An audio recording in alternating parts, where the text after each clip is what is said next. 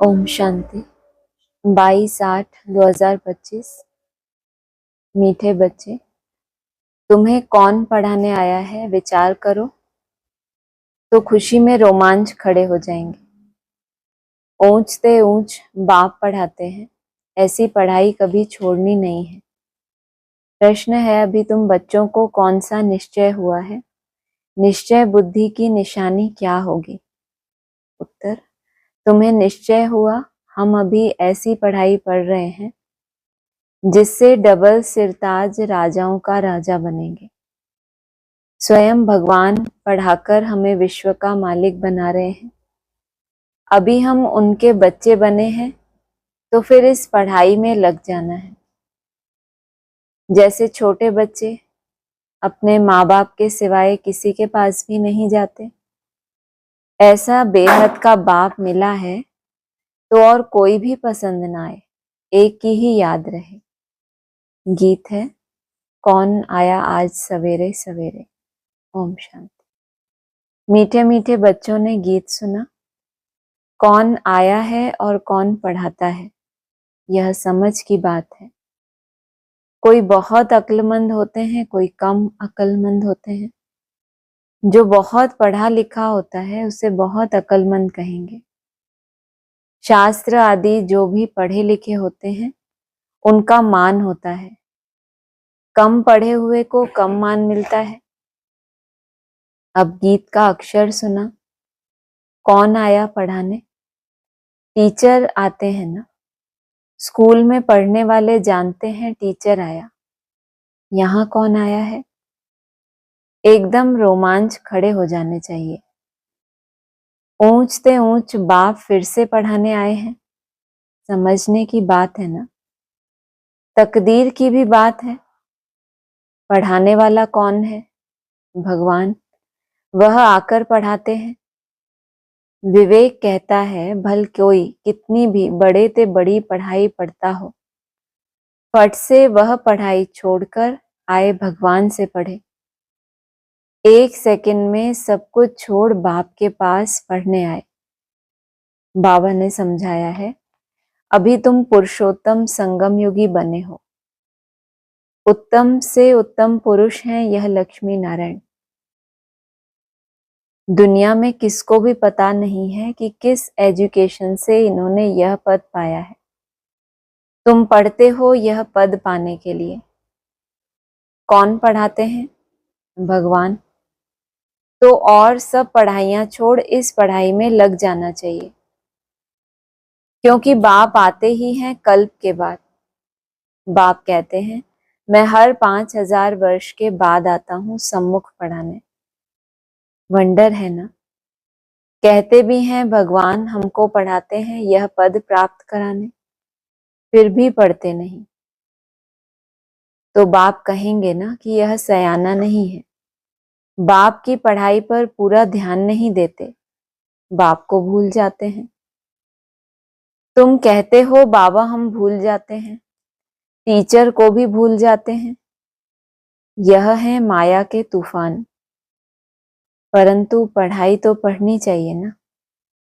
विवेक कहता है भगवान पढ़ाते हैं तो उस पढ़ाई में एकदम लग जाना चाहिए। छोटे बच्चों को ही पढ़ना होता है। आत्मा तो सबकी है, बाकी शरीर छोटा बड़ा होता है। आत्मा कहती है मैं आपका छोटा बच्चा बना हूं। अच्छा, मेरे बने हो तो अब पढ़ो। दूध पाक तो नहीं हो। पढ़ाई फर्स्ट, इसमें बहुत अटेंशन देना है। स्टूडेंट फिर आते हैं यहाँ सुप्रीम टीचर के पास। वह पढ़ाने वाले टीचर्स भी मुकर्रर हैं, तो भी सुप्रीम टीचर तो है ना। 7 रोज भट्टी भी गाई हुई है। बाप कहते हैं पवित्र रहो और मुझे याद करो। दैवी गुण धारण किए तो तुम यह बन जाएंगे। बेहद के बाप को याद करना पड़े। छोटे बच्चे को माँ बाप के सिवाय दूसरा कोई उठाते हैं तो उनके पास जाते नहीं। तुम भी बेहद के बाप के बने हो, तो और कोई को देखना पसंद भी नहीं आएगा। निशानी बताइए। छोटे बच्चे होते हैं तो क्या होते हैं उनकी विशेषता? कोई दूसरा उनको उठाएगा तो क्या करते हैं? रोने लगते हैं ना कि कहाँ जाना है, अपने माँ बाप के पास जाना है। तो तुम भी जब बाप की गोद के ऐसे बच्चे बनेंगे तो क्या होगा? कोई दूसरे को देखना पसंद भी नहीं आएगा, फिर वो कोई भी हो। ये नहीं कि ये है पसंद आया वो नहीं, बाप के अलावा चाहे कोई भी हो। तुम जानते हो हम ऊंच से ऊंच बाप के हैं। वह हमको डबल सिरताज राजाओं का राजा बनाते हैं। लाइट का ताज मन मना भव और रतन जड़ित ताज मध्याजी भव। लाइट कौन सी? ज्ञान की भी लाइट है और दूसरा प्योरिटी की भी लाइट होती है। कैसे आती है? मन मना भव से। और जो रतन जड़ित ताज है, जो राजाई मिलती है, वो मध्याजी भव। निश्चय हो जाता है हम इस पढ़ाई से विश्व का मालिक बनते हैं।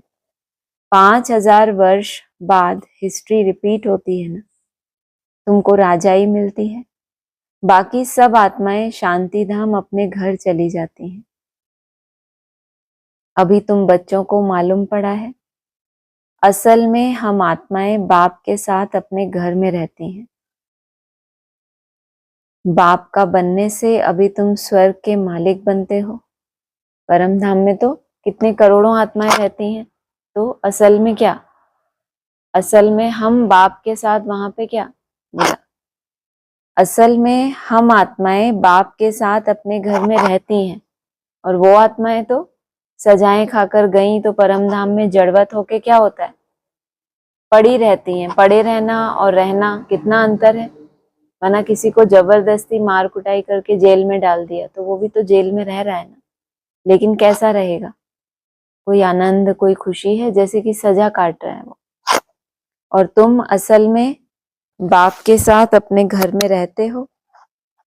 बाप का बनने से अभी तुम स्वर्ग के मालिक बनते हो, फिर बाप को भूल ऑर्फन बन पड़ते हो। भारत इस समय ऑर्फन है। ऑर्फन उनको कहा जाता है जिनको माँ बाप नहीं होते, धक्का खाते रहते हैं। तुमको तो अब बाप मिला है, तुम सारे सृष्टि चक्र को जानते हो, तो खुशी में गदगद होना चाहिए। हम बेहद के बाप के बच्चे हैं।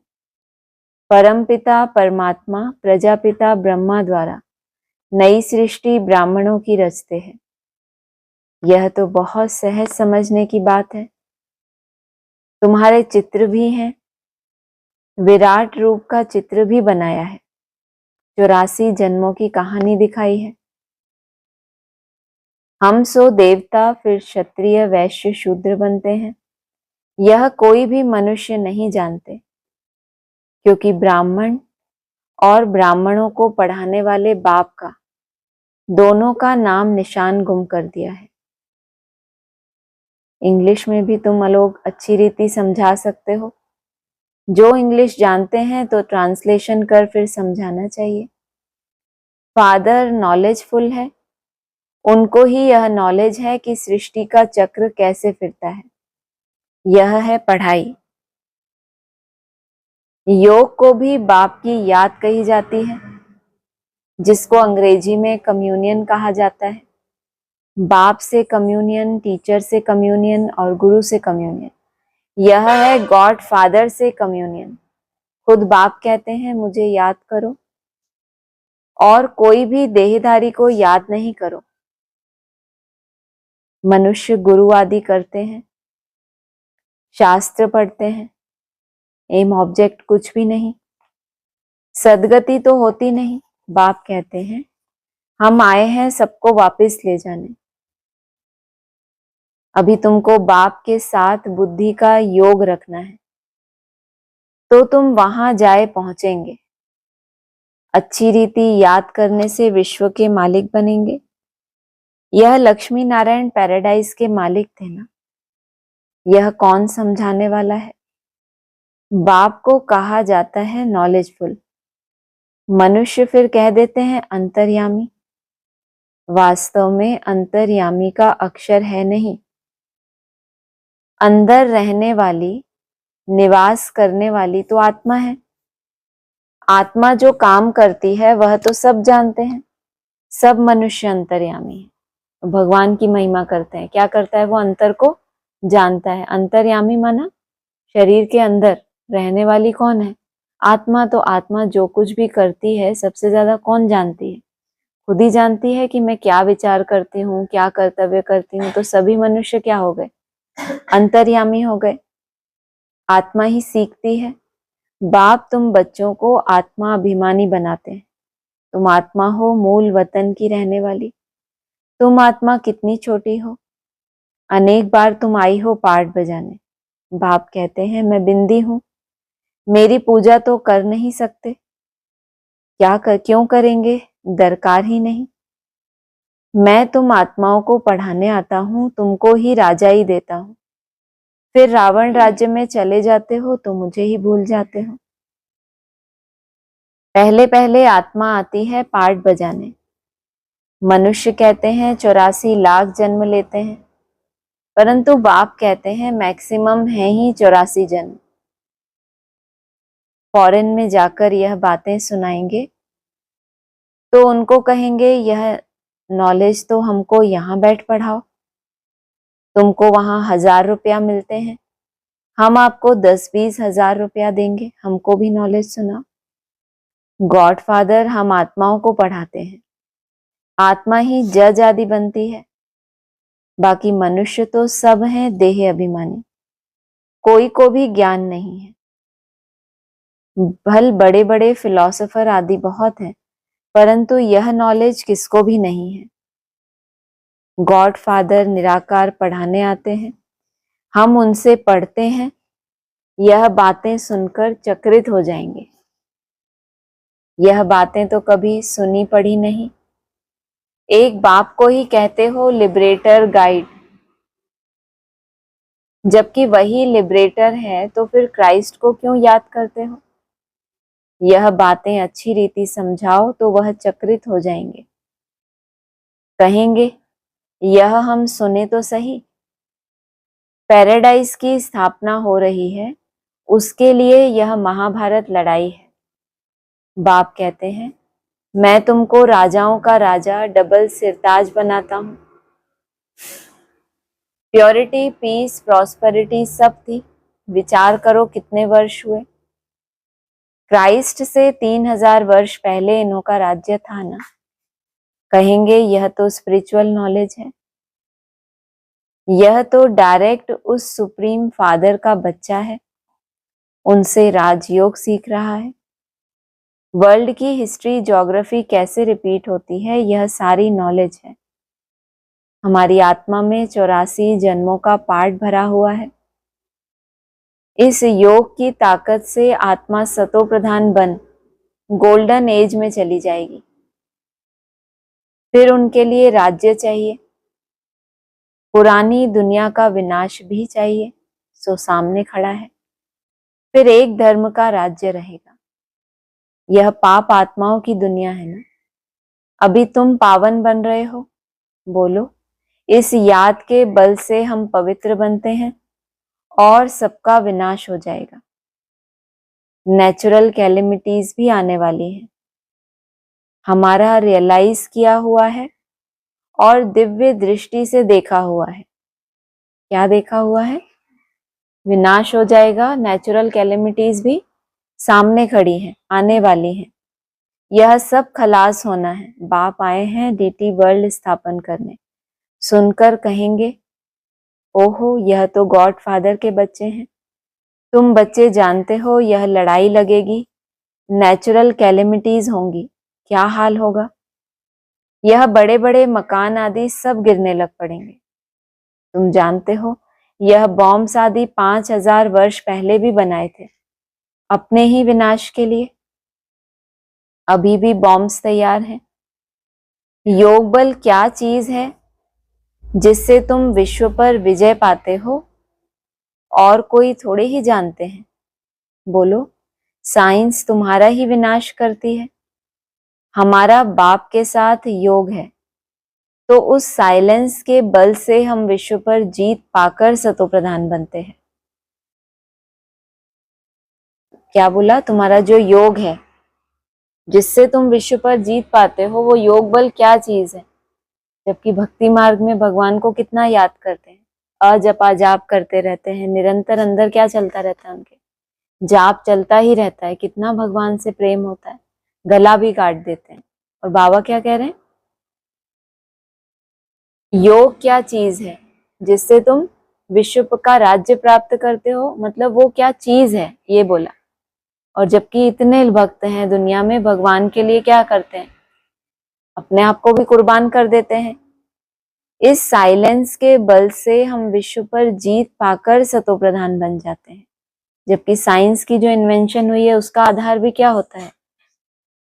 एकाग्रता ही आधार होती है, कुछ ना कुछ फोकस होता है उनके पास, तभी तो वो इतनी बड़ी बड़ी इन्वेंशन करते हैं। दूसरे क्यों नहीं कर पाते? वही इन्वेंशन कर पाते हैं जो सालों साल क्या होते हैं, अंडरग्राउंड होकर उसके उसी सब्जेक्ट के ऊपर मेहनत करते हैं। उनको सुध बुध नहीं होती है। जो बड़े पुराने पुराने साइंटिस्ट हुए हैं उनके सालों की हिस्ट्री है कि इतने साल उन्होंने रिसर्च की तब जाकर ये एक इन्वेंशन हुई। तो भी क्या बोला, उस साइंस के बल से क्या होगा, फिर भी विनाश ही होगा। और तुम्हारा साइलेंस कुछ कुछ सेकंड की इकट्ठे होते होते क्या हो जाता है, बल बन जाता है, जिससे तुम विश्व पर जीत पाकर सतो प्रधान बनते हो। बाप ही पतित पावन है, पावन दुनिया जरूर स्थापन करके ही छोड़ेंगे। ड्रामा अनुसार नूंद है, बॉम्ब्स जो बनाए हैं रख देंगे क्या? ऐसे ऐसे समझाएंगे तो समझेंगे कि यह तो कोई अथॉरिटी है, इनमें गॉड ने आकर प्रवेश किया है। यह भी ड्रामा में नूंद है।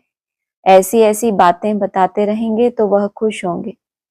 आत्मा में कैसे पार्ट है, यह भी अनादि बना बनाया ड्रामा है। फिर अपने समय पर क्राइस्ट आकर तुम्हारा धर्म स्थापन करेंगे। ऐसी अथॉरिटी से बोलेंगे तो वह समझेंगे बाप अब सब बच्चों को बैठ समझाते हैं। तो इस पढ़ाई में बच्चों को लग जाना चाहिए। बाप टीचर गुरु तीनों एक ही हैं। वह कैसे नॉलेज देते हैं यह भी तुम समझते हो। सबको पवित्र बनाकर ले जाते हैं। कौन कौन? बाप टीचर गुरु तीनों एक ही हैं। कैसे नॉलेज देते हैं?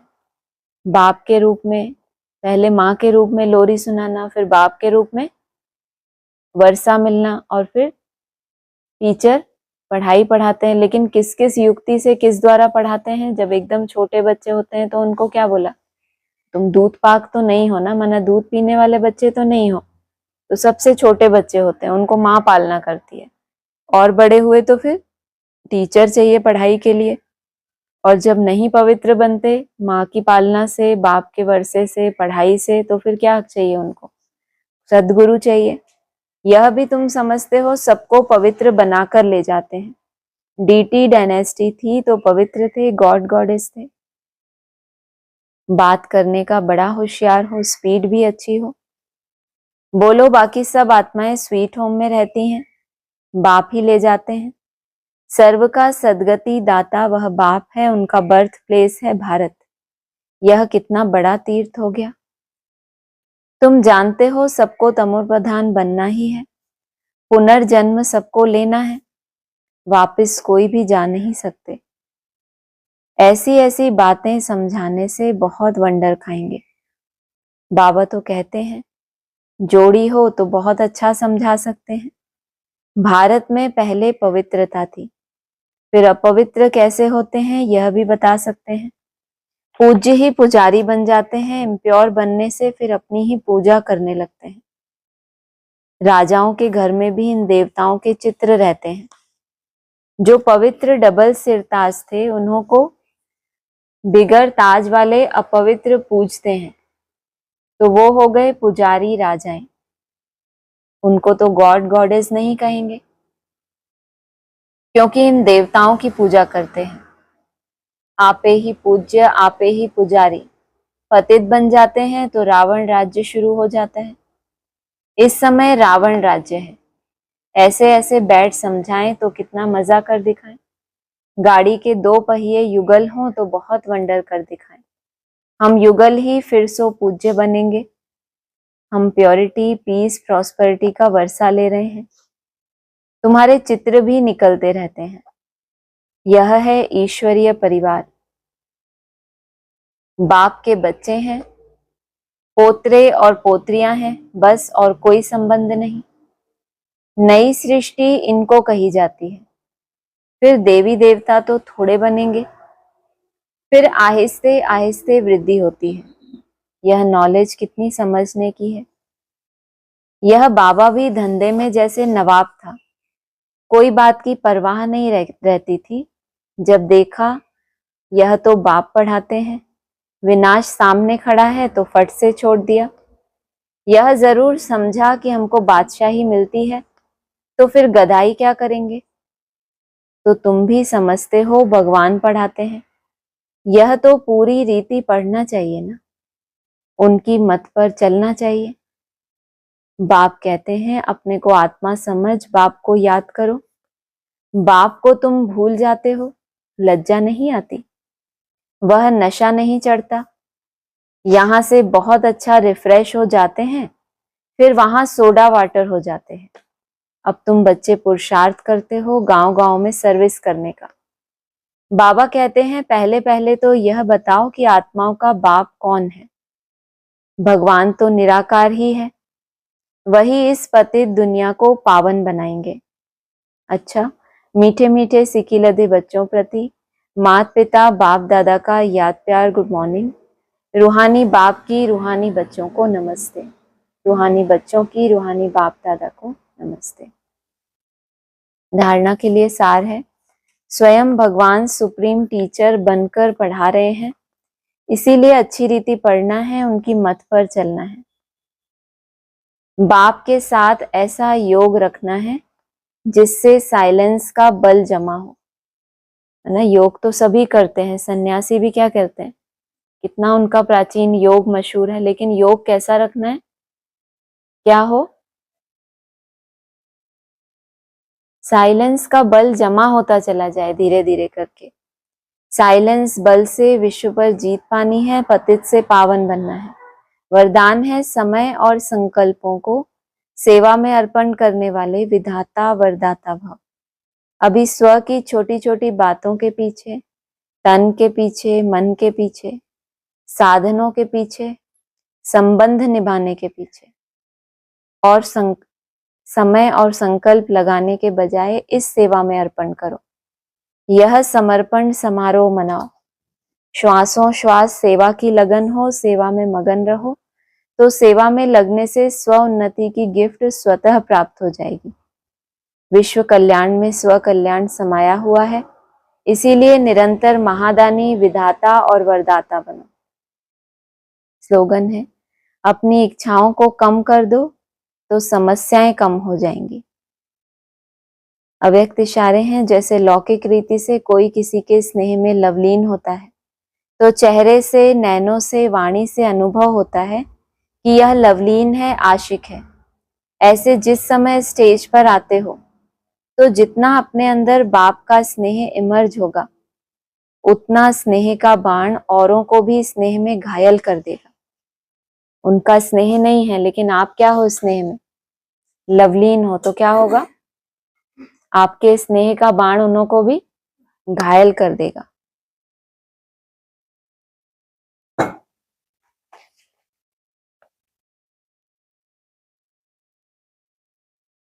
साकार मुरली के पॉइंट्स चल रहे थे।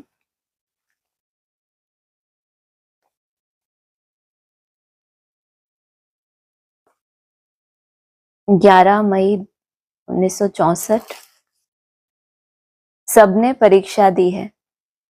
मम्मा ने भी बर्तन मांजे, मम्मा ने छेने गोबर का बनाया। कोई पैसे नहीं थे क्या? कराची में तो पैसे ढेर पड़े थे, 10-12 लाख तिजोरी में रहते थे। हम बैंक में कभी नहीं रख सकते, तो भी बस ये किया, रात को टिप टॉप होकर अपनी बस में और मोटर में घूमने चले जाते थे। क्या बताना चाह रहे हैं बाबा? कि कोई भी तरह की कमी नहीं थी, लेकिन परीक्षा सबने दी है। मम्मा ने भी बर्तन मांजे और गोबर के छेने, मना जो कंडे कहते हैं उसको, वो बनाए, तो पेपर भी हुआ माना बैगरी लाइफ में रखकर पेपर भी लिया बाबा ने, लेकिन ये भी बताया कि ऐसा नहीं है कि कोई कमी थी। रात में क्या होता था, पेपर दे के पास हो गए तो फिर सेलिब्रेट करेंगे ना कि हम अच्छा पेपर दिया हमने। तो टिप टॉप होकर अपनी बस में, मोटर में घूमने चले जाते थे, परंतु परीक्षा जरूर लेते थे। पेपर नहीं लेंगे तो आत्मा कैसी रह जाएगी, कच्ची रह जाएगी। ये बाप परीक्षा लेते थे। अगर एक आंखों से आंसू गिराया तो मैं वापस कर दूंगा। चलो दोनों आंखों से नहीं रोए, एक आंख से भी तुम्हारा आंसू आया तो क्या कर देंगे। पेपर लिया तो पेपर के टाइम बहुत मुश्किल पेपर होता है, तो क्या होता है, बच्चे कमजोर होते हैं तो रोने लगते हैं कि ये हमें कुछ नहीं आ रहा लिखना। तो कहा मैं वापस कर दूंगा, तुमको मैं रखूंगा नहीं। साजन शिव बाबा तुमको महारानी बनाते हैं, फिर तुम रोती हो, लज्जा नहीं आती। लानत है तुम्हारे रोने के ऊपर। सोचो बाबा कितना ऊंच बनाते हैं, और परीक्षा कैसी है, छोटी सी परीक्षा। तो बनाते क्या है, उसके एवज में तुमको महारानी बनाते हैं, तो लानत है रोने के ऊपर। अगला है, सागर में पत्ते पर एक ही आया, परंतु दो चाहिए ना। सागर में दो दिखलाना चाहिए, ये भी भूल है ना। नई सृष्टि जब होती है तो सागर में पत्ते के ऊपर वो लटकता आता है। अरे पर एक से क्या होता है, एक अगर मनुष्य तो फिर दूसरा मनुष्य फीमेल भी चाहिए। 11/5/64 का है, ऊंच थे ऊंच भगवंत, उनको भी उड़ाए दिया है। ये जो चित्र बनाते हैं विराट स्वरूप, जैसे शिव बाबा को त्रिमूर्ति से उड़ाए दिया, वैसे विराट रूप में से ब्राह्मण चोटी नहीं दिखाते, तो वहां से चोटी को उड़ा दिया, जैसे त्रिमूर्ति में से शिव बाबा को उड़ा दिया है। अगला है, भारत में हमेशा कहते हैं तुम माता पिता, वो फादर कहते हैं। ये है मदर एंड फादर कंट्री, तो जगत पिता और जगदम्बा का चित्र होता ही है भारत में, और कोई जगह होता ही नहीं है। शिव का भले हो, इसीलिए यहाँ मंदिर भी एक्यूरेट बने हैं। और खंडों में क्या होता है, गॉड फादर को मानते हैं, इसलिए वहां शिव का चित्र भले हो लेकिन माता पिता नहीं कहेंगे। अगला है, सतयुग में श्री लक्ष्मी श्री नारायण ने राज्य किया, कृष्ण को ढकेल दिया है नीचे द्वापर में। सतयुग में जो श्री लक्ष्मी नारायण, उनका बचपन का कोई नहीं हिस्ट्री, राधे और कृष्ण की है बचपन की हिस्ट्री। राधे कृष्ण का बड़प्पन नहीं दिखाया और लक्ष्मी नारायण का बचपन नहीं दिखाया, तो बाबा ने सीधी बात बता दी कि राधा कृष्ण ही बड़े होकर क्या बनते हैं, लक्ष्मी नारायण बनते हैं। तो क्यों और राधे और कृष्ण की हिस्ट्री, द्वापर की उनको कहते हैं कृष्ण अष्टमी, फिर भला नारायण अष्टमी कहाँ गई। राधे की तो होती ही नहीं है, कृष्ण की होती है। राधे कृष्ण के महल में आई, अर्थात उनसे मिली। दूसरी अपनी राजधानी में रहती थी, वो अपनी राजधानी में, तो जरूर स्वयंवर हुआ होगा। अभी कृष्ण राधा का राज्य गाया नहीं जाता, श्री लक्ष्मी नारायण के पीछे डायनेस्टी है, सूर्यवंशी फिर चंद्रवंशी, तो चंद्रवंशी में पीछे सीताराम की डायनेस्टी है, सूर्यवंशी फिर चंद्रवंशी, तो चंद्रवंशी में वो सूर्यवंशी कृष्ण तो आ ही न सके, तो देखो मूंज हो गई है। 12/1/64 का है, अपन को कुछ न कुछ होता है, जरूर ना हो तो कर्मातीत अवस्था हो जाए। क्या बोला है, मम्मा बाबा को भी क्या होता है, कोई ना कोई कर्म भोग होता है, तो ये निशानी है कि क्या अभी कर्मातीत अवस्था नहीं आई है।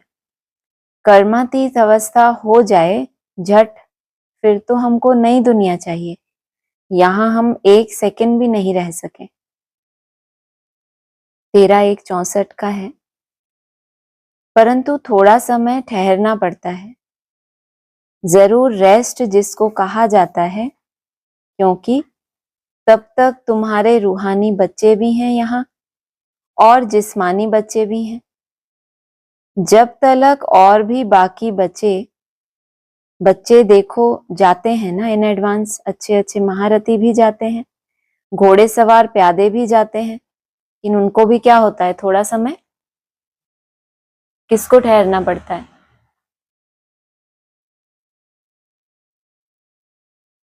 जो रूहानी बच्चे हैं, मानो आप रूहानियत में टिक गए, लेकिन आपकी रूह से कनेक्टेड और भी तो आत्माएं हैं जिनका आपकी कर्मातीत अवस्था के साथ कनेक्शन है। तो कुछ रूहानी बच्चे भी हैं और फिर जिस्मानी भी हैं अभी, तो भी क्या होता है, जब वो शरीर छोड़ते हैं, नया शरीर लेते हैं, तो जो जिस्मानी संबंधों में रहते हैं, जन्म लेते ही तो ज्ञान नहीं मिल जाता ना, कुछ ना कुछ साल कहाँ जाते हैं जिस्मानी संबंधों में। तो उसको कहेंगे जैसे कि क्या है, ये अभी रेस्ट में है, ठहरना पड़ता है। चाहे वो जिस्मानियत का सगीर होने के लिए, समझदार बनने के लिए जितने वर्ष गए, और फिर जब रूहानियत की स्टेज में टिक जाते हैं, तो फिर बाप दादा बच्चों के लिए चाहे तो जा सकते हैं, तो रूहानी बच्चों के लिए भी ठहरना पड़ता है। 13-2-64 का है। मधुबन में तो पाए सकते हो इस समय, फिर तो मधुबन में भी नहीं पाए सकेंगे, इकट्ठा भोजन नहीं कर सकेंगे, होगा जहां तक हो सकेगा।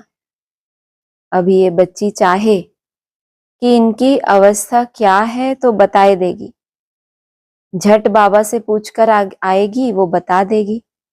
इतना परसेंटेज कम है, संपूर्ण ब्रह्मा और अव्यक्त ब्रह्मा में इतना फर्क है।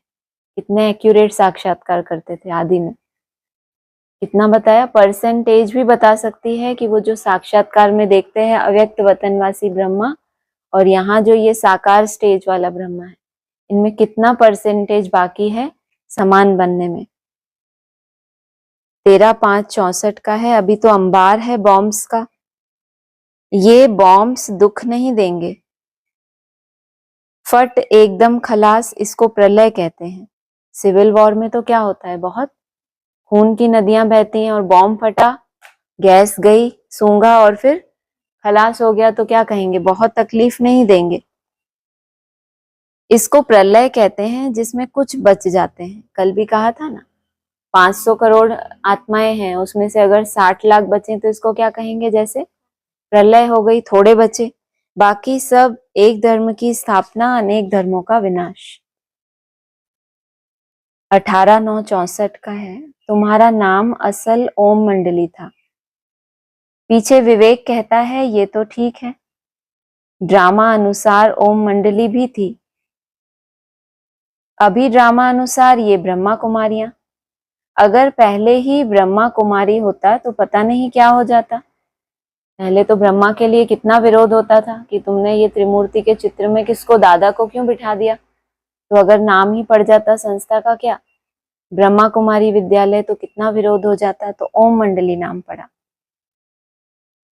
19-6-64 मनुष्य को रिजुविनेट करते हो, काया कल्प वृक्ष समान बनाते हो, तो काया कल्प तरु तुम काल के ऊपर विजय पहनते हो।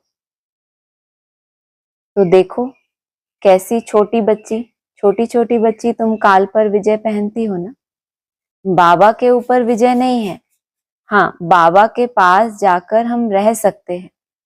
काल के ऊपर जीत मतलब क्या बताया है, हाँ जो एक एक सेकंड में हमारे कितने कितने संकल्प चलते हैं, जितने वो संकल्पों पे ब्रेक लगती है। बाबा ने कहा है ना, तुम संकल्पों को ब्रेक देते हो, अर्थात इसको ब्रेक देते हो, आयु को ब्रेक देते हो, माना तुम्हारी आयु लंबी हो रही है, जितना जितना संकल्पों को ब्रेक दे रहे हो। तो आयु लंबी होना माना समय कैसा हो गया, बढ़ गया ना तुम्हारी लाइफ का। बाबा के पास जाकर हम रह सकते हैं, ऐसे नहीं कहेंगे शिव बाबा के ऊपर हम विजय पहनते हैं, नहीं, शिव बाबा हमको विजय पहनाते हैं माया के ऊपर। ये जरूर कहेंगे ये जो तुम्हारे माता पिता हैं उनके ऊपर तुम विजय प्राप्त करो। सो तो बच्चे जरूर विजय प्राप्त करते ही हैं। वो तो क्या कहते थे, मन तो कभी अमन होता ही नहीं है। और कोई कोई बच्चों ने इस पॉइंट के ऊपर रिसर्च की हो, साइलेंस का बल इकट्ठा किया हो, ये बात तो मुरली में आई है ना। तो कहेंगे विजय प्राप्त करते ही हैं। माँ बाप नीचे आते हैं, फिर बच्चे तख्त पर बैठते हैं। 19/8/64 का है। देखो, ये रात को उठता है, पीछे ये करते करते थक जाते हैं तो भी चलते रहें, परंतु बैठने में अच्छा आएगा। क्या करते करते थक जाते हैं? चलते चलते याद करते होंगे, तभी तो बोला पीछे ये उठता है, पीछे ये थक जाते हैं, चलते रहें तो परंतु बैठने में अच्छा आएगा। सुकून किस में आएगा? जब चलते चलते थक जाते हैं तो बैठने में अच्छा आएगा। थोड़ा भी सोएंगे, बैठने तक तो ठीक था, लेकिन अगर बैठने के बाद थोड़ा भी सोएंगे, कुछ ना कुछ संकल्प आ जाएंगे। तो ये अनुभव की बात बाबा समझाते हैं कि अमृत वेला उठते हैं, यात्रा करते हैं, चलते चलते थक गए, बैठने में तो अच्छा लगेगा, लेकिन अगर बैठते बैठते थोड़ा भी सोएंगे तो क्या होगा? कुछ ना कुछ संकल्प आ जाएगा, माना फिर तुम्हारी चेकिंग एक्यूरेट नहीं निकल पाएगी कि उतना टाइम जो मैं बैठा तो उस समय क्या हुआ, संकल्प कितने रहे नहीं रहे। ये तो तुम एक टारगेट ले लेते हो, इस कोने से इस कोने, एक भी संकल्प नहीं। लेकिन बैठे और उसमें फिर झपकी आ गई तो उलझ जाओगे कि झपकी थी या निसंकल्प था। बाबा ने कहा है ना, कोई कोई बच्चे नींद को ही क्या समझ लेते हैं, निसंकल्प अवस्था, क्योंकि नींद में भी कितनी शांति मिलती है, कितना सुकून होता है उसमें, तो वहां भी कंफ्यूजन हो जाता है। तो ये बाबा अनुभव की बात समझाते हैं। 19/8/64 का है। क्राइस्ट को इनहेरिटेंस अभी मिलेगा। काहे का? धर्म स्थापन करने का इनहेरिटेंस। पीछे पोप बनेंगे। क्या वर्षा मिला उनको? धर्म की स्थापना की, तो उस धर्म में जो आगे चल के जो निमित्त बनते हैं पालना करने के, तो वो जन्म भी किसको मिलेगा? क्राइस्ट वाली आत्मा को मिलेगा। क्राइस्ट जब स्थापना करते हैं, पीछे पोप थे, फर्स्ट जाकर बनते हैं। जैसे ये मेहनत करते हैं तो जरूर पहले नंबर में जाएगा ना। तो क्राइस्ट दूसरे जन्म में क्या लेगा? क्राइस्ट जिसने स्थापना की धर्म की, उनकी पालना भी तो गुरु चाहिए ना। तो ये पोप लोग हैं, इनका गुरु जैसे तुम्हारा ये लक्ष्मी नारायण पालना करते हैं, वैसे वो जाकर के pope the first second third होता है। अभी ये कहते हैं क्राइस्ट कहाँ है? वो तो बैगर के पार्ट में है, जैसे यानी गरीब है। लेकिन बनना क्या है इसको? जब इसका समय आएगा, बाप से इसको वर्षा मिलेगा। क्या वर्षा मिलेगा? अपना धर्म स्थापन करने का। और उसके बाद फिर इनको जो अगले जन्म होंगे इनके, वहां क्या होगा? पालना का भी कर्तव्य मिलेगा, पोप बनकर पालना करेंगे। ओम शांति। किसी को कुछ बोलना है? आप लोगों का कुछ है? नहीं तो ऑनलाइन पूछो।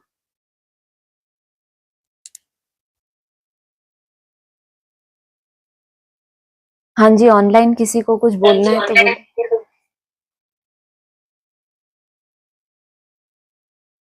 ओम शांति। हाँ जी,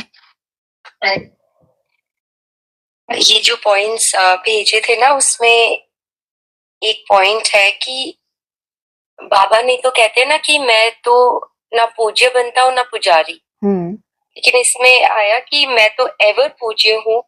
भक्ति मार्ग में शिव का लिंग पहले पहले मेरी पूजा होती है।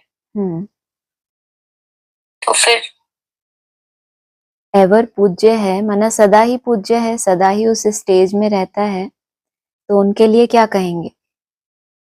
जो प्योरिटी की बात है, जो सदा ही पवित्र है, सदा ही सतो प्रधान है, तो वो तो सदा ही पूज्य होगा। उस रूप में उनकी पूजा होती है। बाकी यहाँ जैसे जो नंबरवार देवताएं जो बनते हैं, वो यहाँ पूज्य बनते हैं। जो अपवित्र देवताएं होते, अपवित्र राजाएं हैं, पवित्र राजाओं की पूजा करते हैं।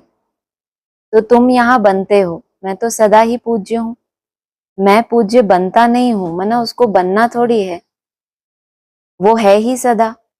और तुम पुजारी भी बनते हो, फिर पूज्य भी बनते हो। तो जो यहाँ संगम पर हीरे जैसे बनते हैं, उन देवताओं की पूजा होती है, ब्राह्मण सो देवताओं की। बाकी बाप तो सदा ही पूज्य है, उसको बनना नहीं है। हाँ जी, अच्छा, ये मीनिंग है इसका। ठीक है। और फिर कहा कि दीपमाला पर 4 भुजा लक्ष्मी का पूजन करते हैं। लक्ष्मी का पति उड़ गया, पूछा, क्या 2 भुजा उड़ गया क्या, पूछा था। अच्छा हाँ, 2 भुजा उनकी नहीं है ऐसा पूछा। तो फिर कहा कि 2 भुजा उसकी लक्ष्मी की और नारायण विष्णु चतुर्भुज महालक्ष्मी कह देते हैं दीपमाला के कारण। हाँ जी। हाँ जी। हाँ, फिर वो बड़ी माँ जगदम्बा बड़ी है, तो वो ही एक तो समझ नहीं आता, जगदम्बा बड़ी है या लक्ष्मी बनती बड़ी है? वो सब मनोकामनाएं पूरी करती है, लक्ष्मी से केवल धन मांगते हैं, ऐसा ही है ना? हाँ जी, फिर वही जगदम्बा भी लक्ष्मी बनती है, ये बोला ना? हाँ, बहुत सारी बातें मिला दी बाबा ने इसमें कि लक्ष्मी नारायण का कंबाइंड रूप तो है ही, विष्णु स्वरूप कहते ही हैं, लेकिन जब दीपमाला होती है, वैसे बाबा ने कहा है कभी लक्ष्मी को आगे करते हैं तो नारायण की भुजाएं पीछे, जब नारायण आगे है तो लक्ष्मी पीछे है। यहाँ दीपमाला की बात है तो जगदम्बा और लक्ष्मी के कंबाइंड रूप कहेंगे। माना जो 4 भुजाएं हैं विष्णु की, उसमें से फीमेल्स को जब आगे रखेंगे तो महालक्ष्मी कहेंगे, और जब मेल्स को रखेंगे तो महानारायण करेंगे, लेकिन दीपमाला पर देवी की पूजा करते हैं तो इस हिसाब से महालक्ष्मी बोल दिया। जगदम्बा सारी मनोकामनाएं पूरी करती है, उनसे भी धन तो उनसे भी सारी मनोकामनाएं पूरी करते हैं, लक्ष्मी से केवल धन मांगते हैं। केवल धन मांगना, केवल जो बाप के द्वारा दिया हुआ है वो ही ट्रांसफर करना, वो कहेंगे केवल ज्ञान, और बाकी आशाएं पूरी करना तो जगत अम्बा है, जब तक सारे जगत की माँ है तो और भी आशाएं होती हैं ब्राह्मणों की, हमारा ये हो जाए, हमारा वो कर्तव्य हो जाए, तो ज्ञान हमें ये नहीं सिखाता। हाँ जी, और क्या था? हाँ जी, नहीं ये एक तो यही वाला था कि वो नारायण को मतलब है 4 भुजा वाली लक्ष्मी की पूजा करते हैं, पर नारायण को क्यों उड़ा देते हैं, वो जानना था दीपावली में। वो तो समय होता है ना, जैसे दीपमाला पर लक्ष्मी की ही पूजा करते हैं, क्यों उड़ा देते हैं वो तो जिन्होंने उड़ाया होगा उनसे पूछना होगा। बाकी समय होता है अपना अपना। लक्ष्मी नारायण की मंदिरों में तो हमेशा ही पूजा होती है साथ साथ, लेकिन उस समय पर जब दीपमाला का समय होता है, बहुत सारे दीपक जब जग जाते हैं, उस समय खास गणेश और सरस्वती और लक्ष्मी का पूजन करते हैं। तो हुई होगी ड्रामा में कोई ऐसी शूटिंग उस समय पर, उनका नाम वाला हुआ होगा या कोई विशेष कर्तव्य किया होगा। हाँ जी, ठीक है जी। और आज का स्लोगन बस रिपीट कर रही हूँ, अच्छा लगा। अपनी इच्छाओं को कम कर दो तो समस्याएं कम हो जाएंगी। बिल्कुल, बहुत अच्छा। हाँ जी, और किसी को बोलना है? ओम शांति। ओम शांति। दीदी ये मतलब जो दीपावली का त्योहार है उसके लिए कहते हैं कि राम का जब 14 वर्ष का वनवास मतलब खत्म हुआ तो तब दीपावली का त्योहार मनाया जाता है, लेकिन पूजा लक्ष्मी की होती है और राम के साथ को दिखाया है। दीदी इसका थोड़ा उत्सव मनाते हैं, दीपमाला हुई, दीपमाला मनाई ही इसलिए कि जब राम का राज्य वापस मिला उसको, तभी दीपमाला जलाई थी। लेकिन पूजन लक्ष्मी का होता है, वो भी कंबाइंड स्वरूप है, चाहे राम कहो चाहे कृष्ण कहो, दोनों के साथ फीमेल शक्ति है, उनके ही कंबाइंड स्वरूप की पूजा हो रही है। वैसे तो बाबा अलग कहते नहीं है कि एक जो मेरू दाना दिखाते हैं वो दाना एक होता है, लेकिन उसमें समाये हुए दोनों ही होते हैं। तो इसीलिए बोला उड़ गया क्या, मना उड़ नहीं सकता, लेकिन उन्होंने मर्ज कर दिया, उन्होंने उसको दिखाया नहीं प्रत्यक्ष में। लेकिन अगर बाबा माला के मनकों की बात करें तो एक मनके में ही दोनों युगल रूप समाये हुए ही होते हैं, अलग से नहीं है।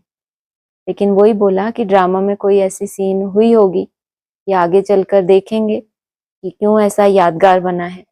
बाकी दिखाते तो गायन तो राम के वापसी का ही है कि राज्य वापस मिल गया, माया पर जीत पा ली, और पूजा देवी की करते हैं। हाँ जी। हाँ जी दीदी, मतलब जो राम की आत्मा है, तो राम का मतलब वनवास यानी कि जो दुख है वो कष्ट खत्म हो जाएगा, तो मतलब फिर अनेक दीपक जलने लग जाएंगे बिल्कुल, ना। एक की कर्मातीत अवस्था हुई तो बोला है बहुत पास हो जाएंगे। भले पास विद ऑनर नहीं हुए, लेकिन एक की कर्मातीत होने से जो रूहानी बच्चे जुड़े हुए हैं वो सब पास हो जाते हैं नंबरवार। अब राज्य भी चाहिए, अगर सतो प्रधान बन गई आत्मा तो राज्य किस पर करेगी, तो परिवार भी तो चाहिए ना। हाँ जी। हाँ जी दीदी, ओके। और किसी को बोलना है?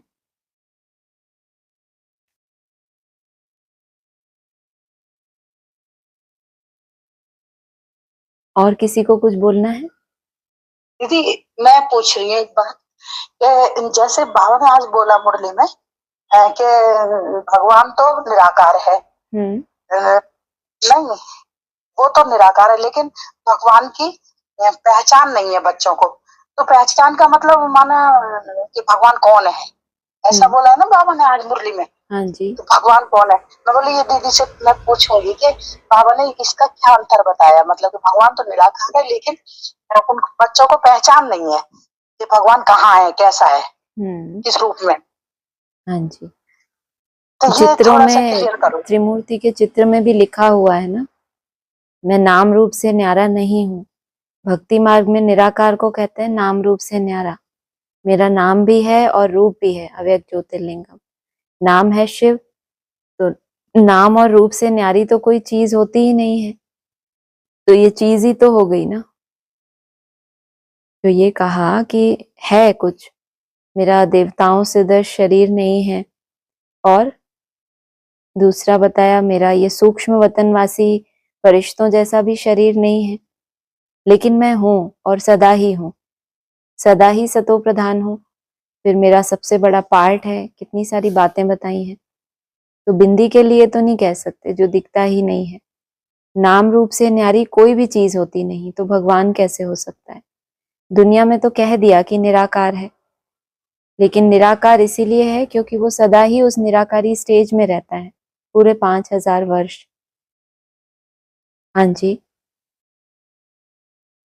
तो जैसे मानो ज्योति अव्यक्त मूर्तिमान को भगवान का रूप समझे या प्रैक्टिकल में साकार में समझे, ये जो चीज। साकार हैं वो तो केवल संगम युग की बात है। पूरे 5000 वर्ष तो त्रिमूर्ति नहीं कायम रहेगी ना उसी स्टेज में। वो मूर्तियां तो केवल यहाँ शिवलिंग का स्वरूप धारण करती हैं। जब उनको ये समझ मिलती है, एक्यूरेट परिचय मिलता है भगवान का, तो उसकी याद से वो उसके समान बनती हैं। अव्यक्त ज्योतिर्लिंगम हम कर रहे हैं जो पूरे 5000 वर्ष उस स्टेज में कायम है, उसकी बात अलग है। वो सदा ही परमात्मा है, और ये परम आत्माएं बनती हैं संगम पर। हाँ जी। आया दीदी समझ में, ठीक अच्छा है। लगा। हाँ जी। और किसी को बोलना है? हाँ जी दीदी, दीदी बोलते हैं ना त्रिमूर्ति हाउस, हाँ। तो मतलब एक ही शरीर में मतलब तीन आत्माएं काम कर रही है, ऐसे समझेंगे? कह भी सकते हैं। जब ये क्लैरिफिकेशन आया इसका, तब तो यही समझाया गया था कि राम बाप के तन में राम की आत्मा भी है, कृष्ण की आत्मा भी है, और शिव की आत्मा भी है। बाकी है तो सही, जैसे बोला है कि बैल के ऊपर शिव तो सवारी नहीं करेंगे, शंकर की सवारी दिखाई है, और शंकर की भ्रुकुटी में तीसरा नेत्र तो है ही है। और जिसमें प्रवेश किया वो जो राम कृष्ण की आत्मा है, उनकी अपनी आत्मा भी है। तो तीनों ही मूर्तियों का हाउस तो हो गया वो एक तरह से। हाँ जी।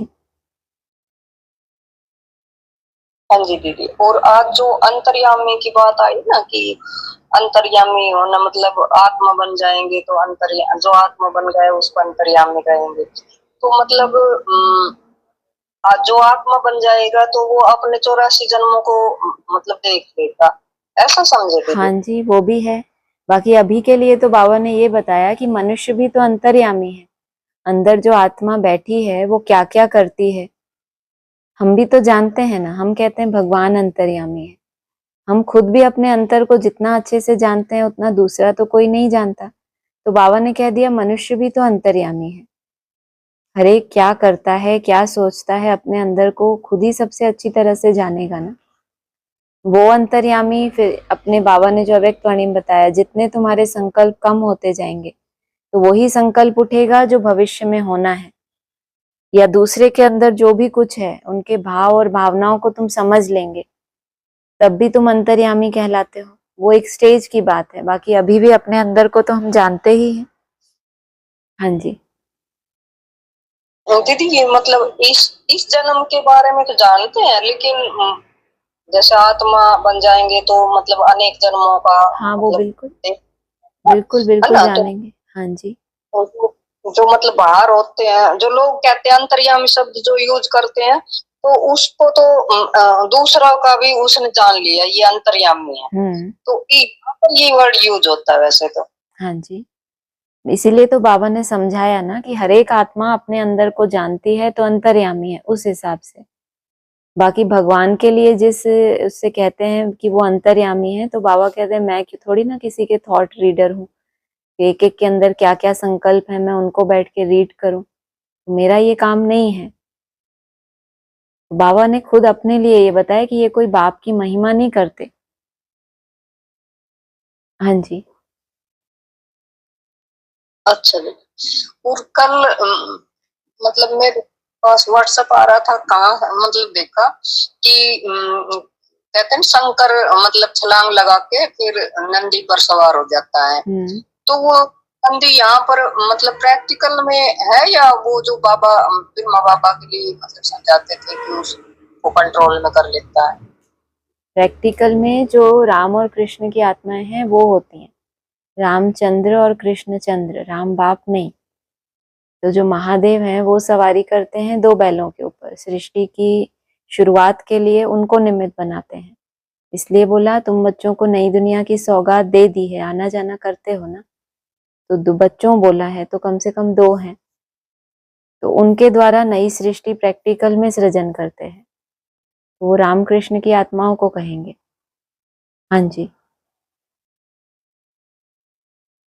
दीदी ये मतलब दो बैलों की जोड़ी तो समझे राम और कृष्ण की मतलब आत्माएं, लेकिन महादेव कहो या हम तो शंकर भी कह देते हैं कि वो नंदी के ऊपर सवार हुआ, तो वहां पर तो एक ही दिखाते हैं ना।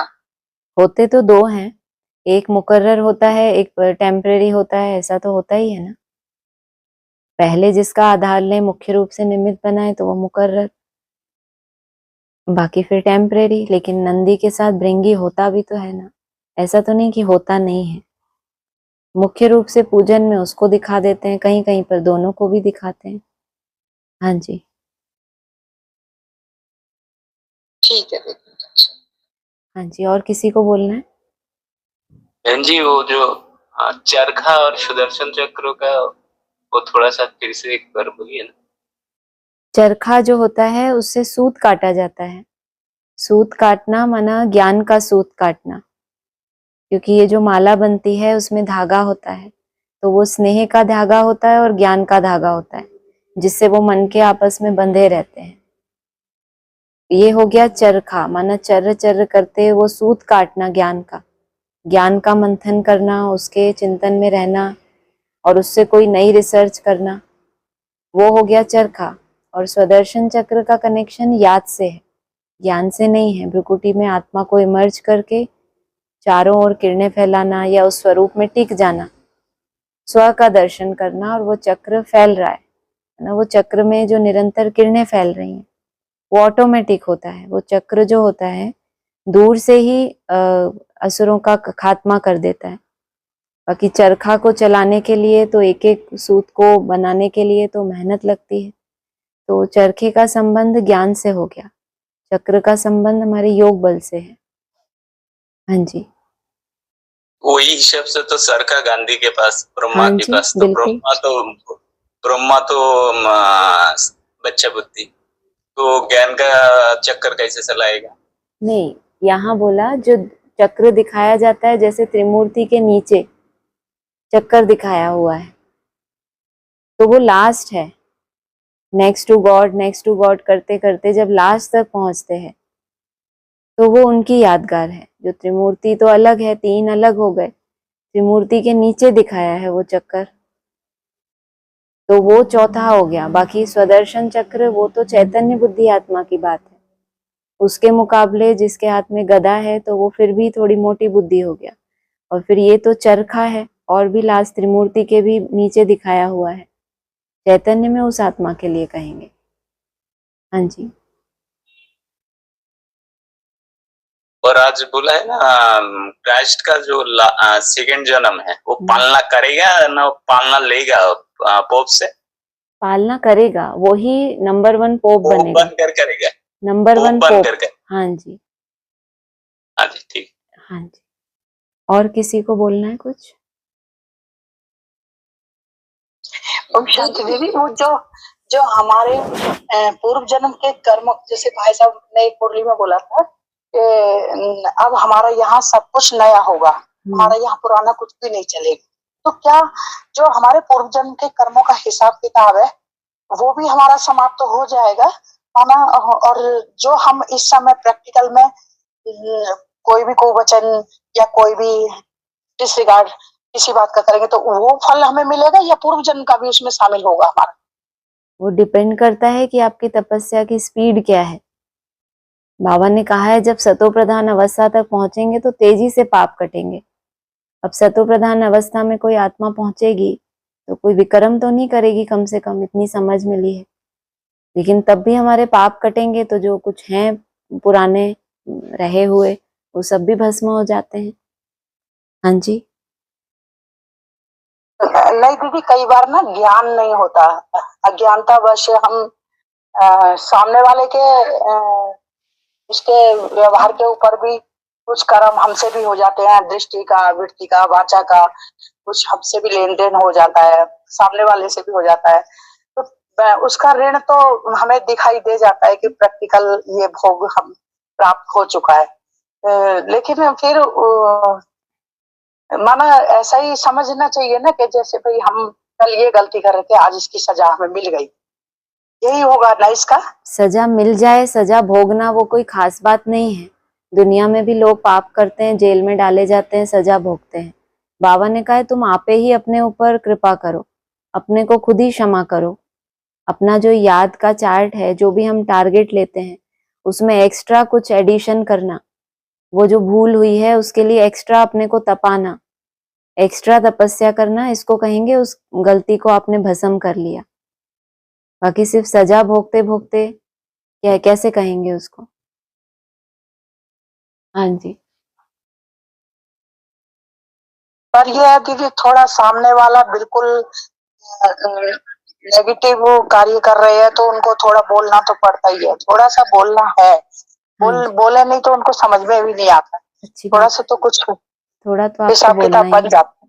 बिल्कुल बिल्कुल, तो उसके लिए फिर आप बोलने के बाद एक्स्ट्रा तपस्या करिए ना, कि वो जो गलती हो गई अब उसके लिए फिर अपने को सजा भी तो देनी पड़े। अगले दिन सजा मिले इसलिए उसी दिन अपने आप को सजा दे लो, तो अगले दिन सजा नहीं मिलेगी अगर बोलना ही पड़ता है तो। ठीक है ना? तो माना बोलना एक हमारे लिए मतलब जुर्म है एक किस्म से, मतलब है ना? अच्छा है ना, उसके बाद आप याद ज्यादा कर रहे हो तो अच्छा ही, फायदा ज्यादा हो गया ना आपका। ज्यादा याद कर लेंगे, चार्ट में बढ़ोतरी हो जाएगी। हाँ जी। हाँ दीदी, ठीक। और कुछ? दीदी ये त्रिमूर्ति से आगे क्या है ये समझ में नहीं आया। वो वहां पे तो फिर दिखाया ना कि पहले शिव बाबा, फिर मतलब त्रिमूर्ति, ब्रह्मा विष्णु शंकर, और फिर मम्मा बाबा आएंगे, तो वो है चरखा। हाँ कह लो उनको। लास्ट है, मतलब जो दिखाया है त्रिमूर्ति के नीचे तो वो अत्री है, 3 में नहीं है, वो 3 के बाद है, इसीलिए इनको बोला ऐसा। अभी और क्लियर नहीं है, जितना है उतना बताया है, बाकी अभी और क्लियर कर लेंगे इसको बाद में। हाँ जी। हाँ जी दीदी ठीक है। और ये मतलब जैसे कि कहते हैं ना कि जो तना है वो देवी देवता धर्म का है, जो एंड तक मतलब सीधा जाता है ना। तो ये जैसे उल्टा झाड़ है ये, मतलब समझने के लिए।